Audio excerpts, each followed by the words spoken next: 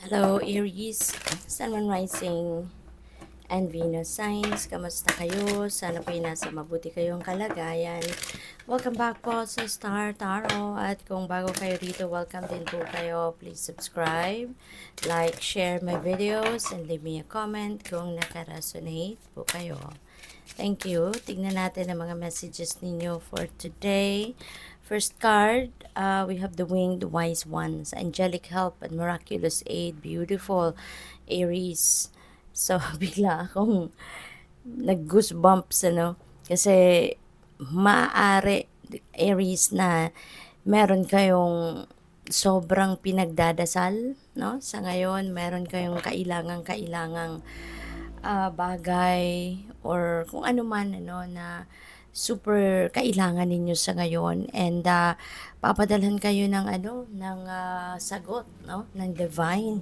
There is going to be a miraculous aid coming in, no, and this is answered prayer, no, this is answered prayer.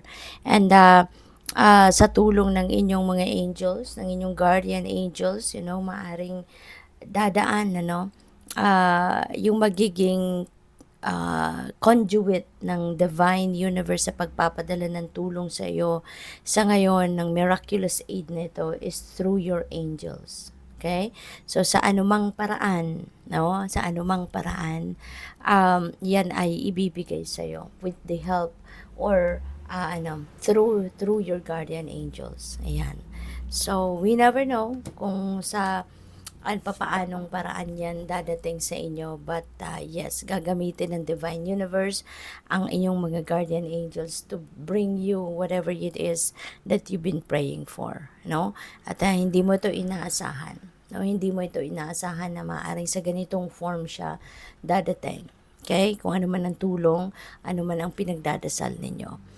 We have obsessions, scarcity, consciousness, attachment. Ayan. So, maaari ng iba sa inyo dito is merong mga ganitong merong ganitong sitwasyon na pinagdadaanan, merong mga obsessions, merong unhealthy attachment dito, yung parang I'm getting the energy of the devil energy dito sa inyo, no?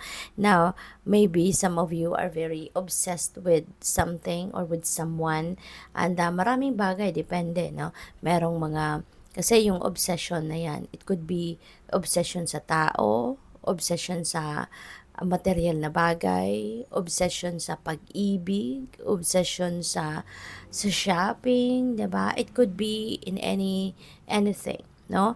At nagkakaroon ka na dito ng unhealthy attachment sa bagay na 'yan. Okay? Kaya this could be a heads up para sa iyo, no? Na ganito kasi baka hindi kayo aware, no, na gano'n na ang nangyayari sa inyo.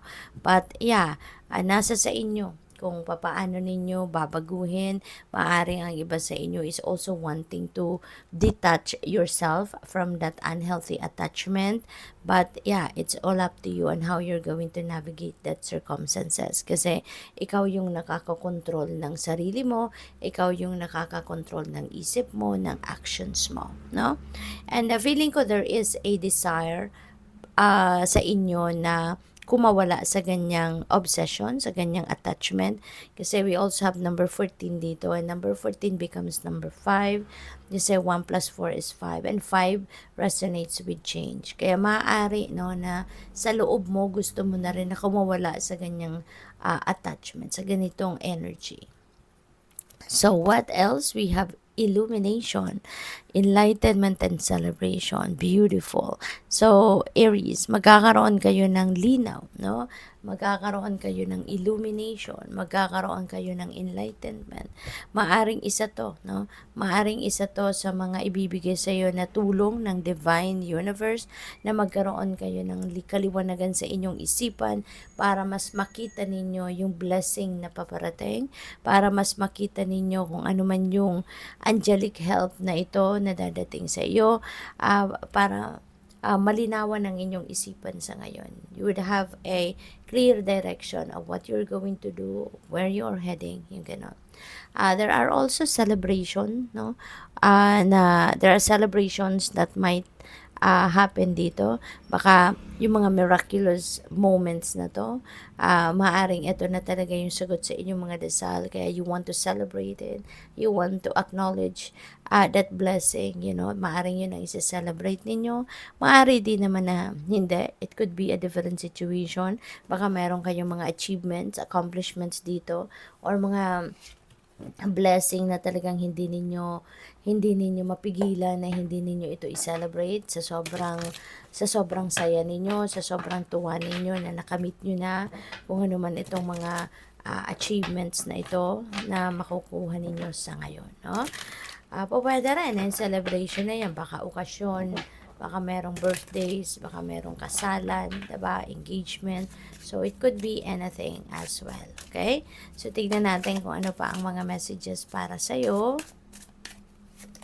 We have the world energy. Napakaganda. The world is success. No? This is a very successful time in your life.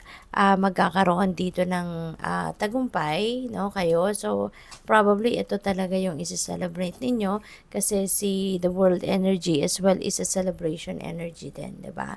Kasi nga meron kayo ditong mga ma-accomplish, meron kayo ditong ma-achieve, no, na mga goals ninyo, mga kahit ano na matagal na ninyong pinagsisikapan, pinagtatrabahuan, at ginagawa ng paraan, 'di ba, na makamit ninyo, kaya ito na 'yon, makakamit nyo na. Okay?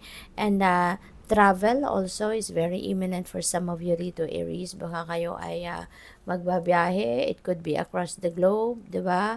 Baka magtutour kayo, or baka magmamigrate na kayo, or baka merong job opportunity abroad, no? Maaring ganun ang ganap. So, what else? We have the Three of Wands. Ayan. Three of Wands is also merong travel energy din dito. So, definitely talaga merong magta-travel sa inyo rito, no? For various reasons. Ito naman si Three of Wands, implementation stage ito ng kung ano man ang mga pinagplanuhan ninyo in the past. Ngayon, you are ready to implement them. Mangyayari na yon, gagawin nyo na yon, yung ganon. Okay? So, maaaring expansion nito, no? Expansion nito ng business, expansion ng pag-aaral, ng knowledge, mga ganon.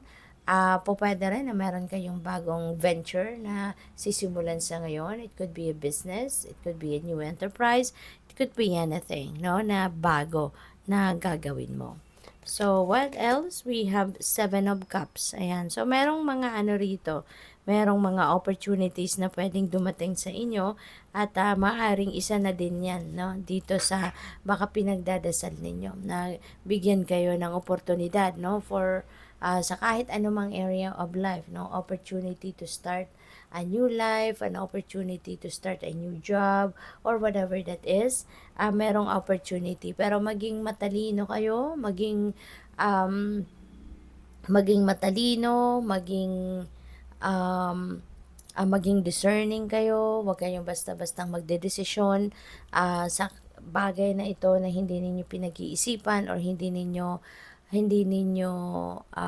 pinag-aralan, 'di ba? I-research yung mga ganun para hindi kayo magkamali. At saka pakinggan ninyo yung inyong intuition para nang sa ganun ang tawag dito, magabayan kayo ng Divine Universe sa kung ano yung best para sa iyo. Okay?